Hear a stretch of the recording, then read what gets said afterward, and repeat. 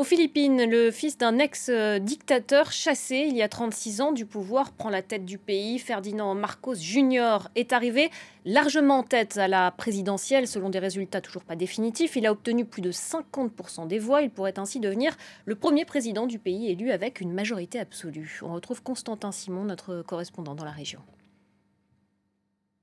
Il remporte 2 fois plus de voix que sa principale opposante, Leni Robredo. Elle incarnait, si vous voulez, une forme de gauche progressiste, alors que lui incarne la droite, disons, populiste. Alors, c'est vraiment aujourd'hui la renaissance d'une famille, d'un clan, et pourtant une famille qui revient de loin, parce qu'il faut bien préciser le contexte. Depuis 36 ans, depuis le départ des Marcos en exil en 1986, eh bien, tous les manuels scolaires à l'école expliquent aux jeunes Philippins que Marcos père, c'était un dictateur absolument sanguinaire qui a tué des milliers de Philippins, d'opposants politiques, qui a pillé les coffres publics. Eh bien, tout ça n'a pas fonctionné, finalement, n'a pas convaincu ou ne convainc plus les Philippins. Beaucoup de gens me disaient, on nous ment depuis plus de 30 ans. Et c'est vrai que dans les rues de Manille, c'était quasiment impossible de trouver quelqu'un qui n'allait pas voter pour Ferdinand Marcos Jr., BBM, comme on l'appelle.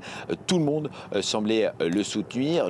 Alors, on va dire, pour résumer, qu'il y a 2 types d'électeurs. Il y a ceux qui se souviennent de la dictature et pour qui ça a finalement représenté un âge d'or. Il faut rappeler que dans les années 60-70, donc au début de l'ère Marcos père, eh bien, les Philippines étaient un pays beaucoup plus riche en comparaison des pays voisins. C'était un pays à peu près au niveau, l'économie philippine était à peu près au niveau de celle de la Corée du Sud. Et depuis, eh bien, il y a eu un effondrement de l'économie philippine.